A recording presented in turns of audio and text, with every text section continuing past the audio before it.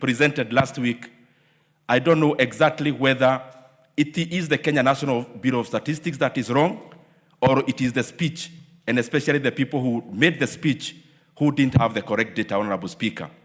The first thing I want to cite is the exchange rate. We have been talking here in Parliament and especially giving a narration that we have made the exchange rate to climb down. Honorable Speaker, in the day of elections in Kenya, the exchange rate to the USD was 118 shillings. The exchange rate during the swearing day, Honorable Speaker, was 120 shillings. The exchange rate reached 159 actually in 2023 when we were still around, Honorable Speaker. And therefore, Honorable Speaker, the exchange rate has actually depreciated by 8.5% from August of 2022, Honorable Speaker. And it is in an era where the USD itself globally has depreciated by 10%. And therefore, Honorable Speaker, there, I don't know which data is actually correct. The other issue, Honorable Speaker, is the performance of the Nairobi Securities Exchange. The truth of the matter, and Honorable Speaker, it is usually said that when you have a lion, you just need to unleash it. You don't need to defend it. It defends itself. And that is how facts are, Honorable Speaker. You release them, they defend themselves. The Nairobi Securities Exchange, just like all the other stock exchanges in the world, they are not measured by market capitalization. They are measured by indices. And there are two indices in the NSE, Honorable Speaker. One is called the Nairobi Security or Share Index. The other one is called the 20 Share Index.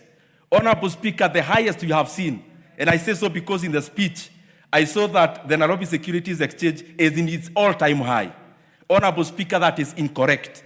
The Nairobi Securities Exchange, even citing the last 5 years, Honorable Speaker, only, or even the last 10 years, its all-time high in the recent past was actually 2017. But the very much all-time high, Honorable Speaker, was actually around 2007. The Nairobi, the NASI, which is the OSHA Index, Honorable Speaker, the all-time high of NASI was actually in 2017, not as it was being given in the speech. And the Honorable Speaker, even the data on construction.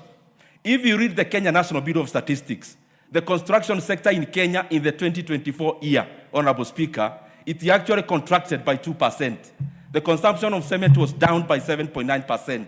Consumption of steel was down at a level where we are doing housing projects. Honorable Speaker, I say so because for us to move forward, we have to be very deliberate and factual on where we are. And that is why after all is said and done, data always speaks for itself. Because if you compare, Honorable Speaker, Kenya, compare the last 3 regimes for the first 3 years, the regime of President Mwai Kibaki, the regime of President Uhuru Kenyatta, and the current. The first 3 years, President Uhuru Kenyatta took the GDP of Kenya when it was $19 billion. In the first 3 years, it was $26 billion. It was up by over, I think, let me actually quote correctly, Honorable Speaker, it was up 36%. The first 3 years of President Uhuru Kenyatta, it was 21% growth in the GDP. The current situation, Honorable Speaker, the first 3 years, the economy has only grew by around 14%. If you grade using NEC, you times by 2, Kibaki gets 72%, President Uhuru Kenyatta gets 42%, President Kibaki gets 72%, Uhuru Kenyatta 42%, the current one is at 29%. You can use NEC to grade, Honorable Speaker. Honorable Speaker, the other issue I want to cite is even the regional dominance of Kenya. In the year 2024, Honorable Speaker, Kenya was actually last in terms of growth in the region.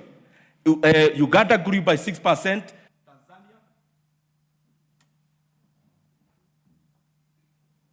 Can I qualify for 1 minute? Yes, you can. Yes, proceed. Thank you very much, Honorable Speaker, for addition of that 2 minutes. Honorable Speaker, I was saying, in the year 2024, Uganda grew by 6%, Tanzania by 6.1%, Honorable Speaker. Rwanda grew by over 8%, Kenya grew by 4.7%. Honorable Speaker, also as I said, facts are like lion, you release them, you don't defend them, they defend themselves. Honorable Speaker, as I come to the conclusion, I thought the President would actually talk about, or the speech would include the issue of debt. Kenya is currently borrowing 3.5 billion shillings every day, unprecedented. And besides that, we are borrowing also illegally in the name of securitization, in the name of Talanta Board and the rest. I thought that is a monumental issue that would have been highlighted. But lastly, Honorable Speaker, I thought the speech would include the issue of education. The speech was read in a situation where, Honorable Speaker, our principals have received a circular to increase school fees for day scholars, Honorable Speaker, starting January. And I want to rally the members of this House. We must not sit here when the fees for day secondary school is being increased by government from next year. Honorable Speaker, very lastly, I didn't hear the issue of confirmation of the JSS interns, who are 20,000 in number. Honorable Speaker, these JSS interns, our brothers and sisters, must be confirmed into permanent and pensionable terms immediately without delay. I submit, Honorable Speaker. What's your point of order, Honorable Mohammed?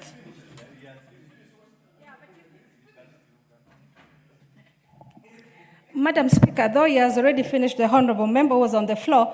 As a concerned Kenyan, he has just indicated that Kenya is borrowing some billions every single day.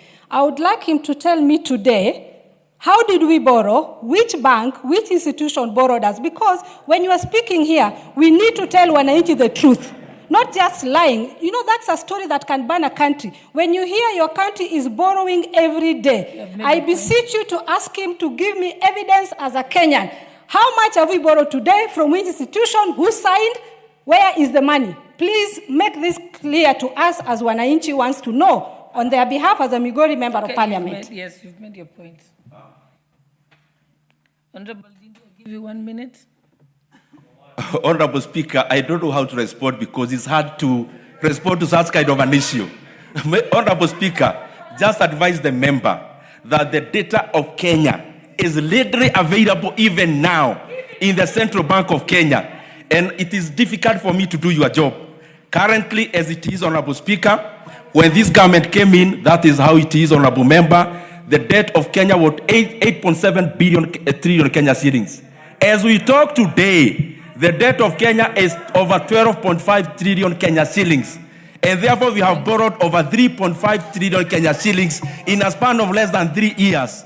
And therefore, if you divide that by the number of days, I have actually given a discount.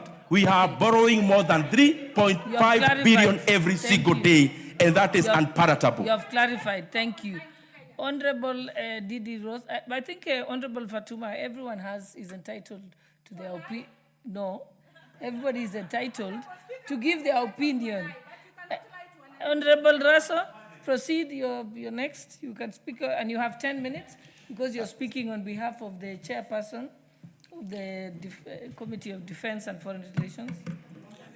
Committee of Administration and Internal Security. Thank you very much, Madam Speaker. I'm told actually it's the Chair of Administration and Internal Security. Proceed. Thank you very much, Madam Speaker.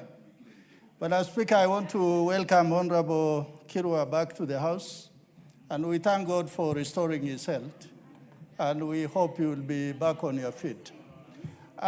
Madam Speaker, let me thank the President for this very important address he made to the nation from the floor of this House. It is important for us to say the truth as it is. You know, Madam Speaker, leaders rise and they make their countries rise at the right time. We had Kennedy in America who said, by